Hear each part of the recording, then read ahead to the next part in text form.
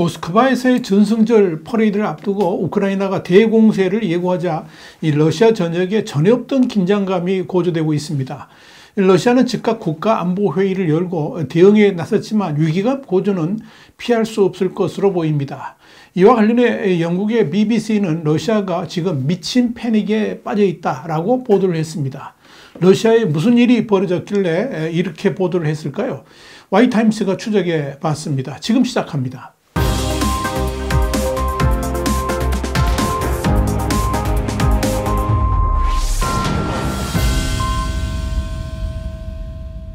영국의 가디언은 현지 시간으로 7일 우크라이나가 러시아의 전승절을 앞두고 대대적인 공세를 시작할 수도 있다는 가정하에 블라디미르 푸틴 러시아 대통령 주재로 지난 5일 국가안보회의를 열고 국방안보기관 수장들과 9일 전승절 열병식에 대해 논의했다. 이렇게 보도를 했습니다. 러시아는 매년 5월 9일의 전승절에 푸틴 대통령이 직접 참석해서 이 열병식을 열어왔지만 해당 준비 상황을 국가안보회의 의제로 올리고 이를 푸틴 대통령이 직접 논의했다는 것은 매우 이례적입니다.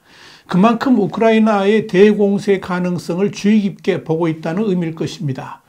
전승절은 구소련이 1945년 2차 세계대전에서 독일 나치 정권의 항복을 받아낸 날을 기념하는 행사입니다. 이 러시아인들이 애국전쟁이라고 부르는 1945년 종전일을 푸틴은 그동안 23년간 집권하면서 이 러시아 정체성을 고취시키는 중요한 행사로 지켜왔었습니다.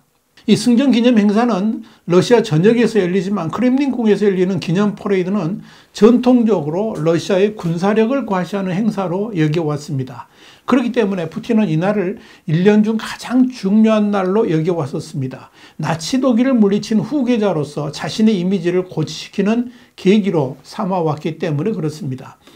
당연히 정승절 행사를 통해서 푸틴이 특수군사작전이라고 부르는 우크라이나 전쟁을 여전히 강력하게 통제하고 있다는 것을 이 러시아 국민들에게 과시하는 그런 자리로 만들려고 할 것으로 보입니다. 사실 러시아가 우크라이나 동부의 바흐무트를 점령하기 위해서 수단과 방법을 가리지 않은 것도 바로 이번 전승절에서의 승리를 선포하기 위한 사전 작업이었던 것으로 판단됩니다. 이런 차원에서 최근 2, 3일간 이 우크라이나의 각 도시들에 대해서 대대적인 포격을 가하면서 이 전승절 분위기 다잡기에 나선 것으로 보입니다.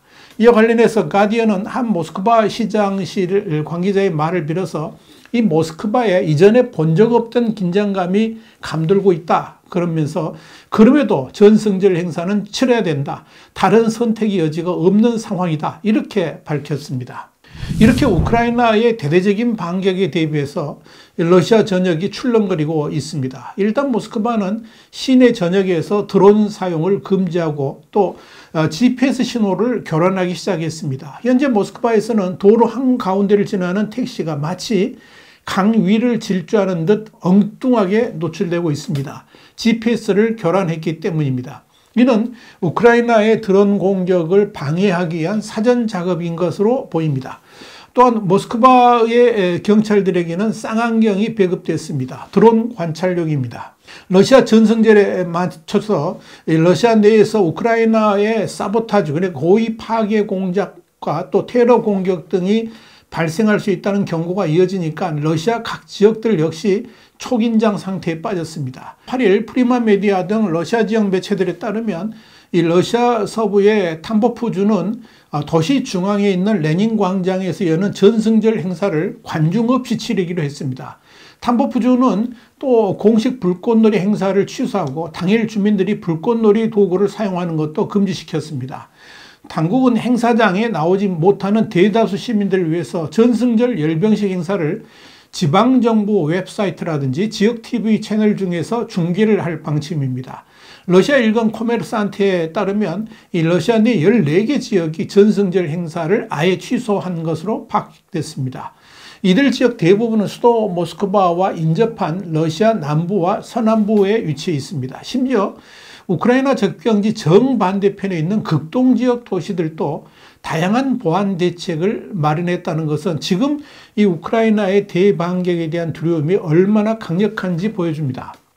연해지 블라디보스톡시는 전승절 주요 행사가 펼쳐지는 중앙광장으로 통하는 길목 9곳에 금속 탐지기를 설치 운영할 정도입니다. 이 러시아의 전승절 퍼레이드가 자칫 이 러시아의 자충수가 될 수도 있다 하는 전망도 나옵니다. 우크라이나 국방부가 현지 시간으로 7일 발표한 자료에 따르면 3,723대의 탱크 또 1만여 대의 장갑 차량이 파괴된 러시아 입장에서 과연 이번 전승절 행사에 어떤 무기들을 들고 나올지도 관심거리입니다. 가디언은 이와 관련해 가지고 전승절 퍼레이드에서 나오게 될 이 러시아의 무기들을 자세히 살펴보면 러시아군의 피해 상황 그리고 현재 러시아군이 어느 정도의 압박을 받고 있는지 짐작할 수 있을 것이다. 이렇게 내다봤습니다. 당장 이 전승절 퍼레이드에 동원할 무기들이 별로 없는 상황에서 전장에 배치된 것들까지 행사에 동원될 가능성도 있습니다. 또한 동원병 병력들은 계약직 군인들이 아니라 징집병들이 참여할 것을 보여서 예년과 상당한 수준 차이도 발생할 수 있을 것으로 추정하고 있습니다. 또한 러시아 내에서의 테러 위험에 대비하기 위해서 사실상 전승절의 백미라고 할 수 있는 세계대전 참전 용사 초상화를 들고 엄숙하게 행진하는 이 불멸의 연대 행진도 취소하게 될 것으로 보입니다. 여기 대해서 랜드 연구소의 선임정책연구원인 다라 마시코트는 러시아 내 테러 위험과는 별도로 우크라이나 전쟁에서 전사한 사람들의 초상화를 가져와서 행렬에 참가할 경우에 후유증이 클 수도 있어서 아예 이 행사를 열지 않게 된 것이다. 이렇게 설명했습니다. 결국 이번 전승절 행사는 현재 이 러시아군이 처해 있는 상황을 간접적으로 드러내는 장이 될 수도 있다는 점에서 자칫 자충수로 작용하게 될 가능성도 있다고 볼 수 있을 겁니다. 또 하나의 관심사는 푸틴이 과연 올해 전승절 행사에서 무슨 말을 할 것인가의 여부입니다. 지난해에는 우크라이나 군대를 도살자, 살인자라고 부르면서 나치가 세상에서 설 자리가 없도록 할 것이다. 그러면서 승리는 1945년처럼 우리 것이 될 것이라는 황당한 발언을 한 적이 있습니다. 이와 관련해서 가디언은 올해 전승절에서 푸틴은 제2차 세계대전과 특수군사작전을 비교하면서 우크라이나를 나치 독일의 후계자라는 그런 프레임을 씌울 가능성이 있다고 내다봤습니다. 지금 러시아는 승전기념이라는 행사보다 당장 불어닥친 위기에 대한 두려움이 가득합니다. 이는 봄철 대반격을 예고해왔던 우크라이나가 러시아 전승절에 대대적 공습을 감행할 수 있다 하는 위기감 때문인 것으로 보입니다. BBC에 따르면 러시아군은 국가안보회의가 열린 5일 이 에네르호다르를 비롯한 자포리자주 내의 18개 도시에 대피령을 발령하기도 했습니다. 이날 대피령이 내려진 곳들은 이 자포리자 원자력발전소 인근 지역들입니다. 이로 인해서 이 자포리자를 빠져나가려는 차량 수천 대가 도로에 몰리면서 약 5시간 동안 교통이 정체되기도 했습니다. BBC는 이를 말도 안 되는 패닉, 매드 패닉이라고 묘사를 했습니다. 실제 러시아군이 점령하고 있는 자포리자 지역에서 이 전투가 벌어질 경우에 원전 역시 위험해질 수 있다는 분석이 나옵니다. 유엔 핵 감시단은 심각한 핵 사고가 발생할 수 있다고 경고를 했습니다. 현재 자포리자 원전은 전력을 생산하고 있지는 않지만 여전히 핵물질을 보유하고 있어서 만약 러시아하고 우크라이나 간에 충돌이 생길 경우에 엄청난 위험을 초래할 수도 있을 것입니다. IAEA는 이에 대해서 자포리자 상황이 점점 예측 불가능한 상황으로 내몰리고 있다 그러면서 대부분의 원전 직원들이 거주하는 인근 마을 에네르호다르의 주민들은 이미 대피가 시작되었다고 밝혔습니다. 한편 우크라이나 전쟁 최대 격전지로 꼽히는 바흐무트에서 탄약 부족 등을 이유로 몇 번씩이나 철수하겠다고 선언했던 러시아 민간 용병 기업인 바그너 그룹이 이를 다시 번복할 가능성이 높아지고 있습니다. 러시아군 수뇌부가 탄약을 충분히 보급해 주기로 약속했기 때문입니다.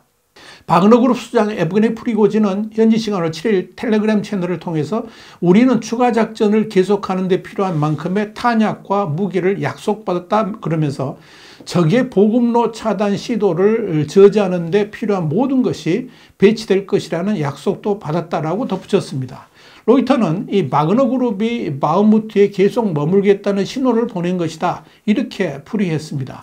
프리고진은 바그너 그룹의 작전에 관한 모든 결정은 세르게이 수로비킨 육군 장군이 내릴 것이다 그러면서 그는 싸우는 방법을 아는 유일한 장성이라고 말했습니다. 그런데 이 프리고진이 지지하는 수로비킨은 지난해 10월 우크라이나 전쟁을 지휘하는 총사령관으로 임명됐지만 불과 3개월 만에 올해 1월 초죠. 전격 교체됐습니다.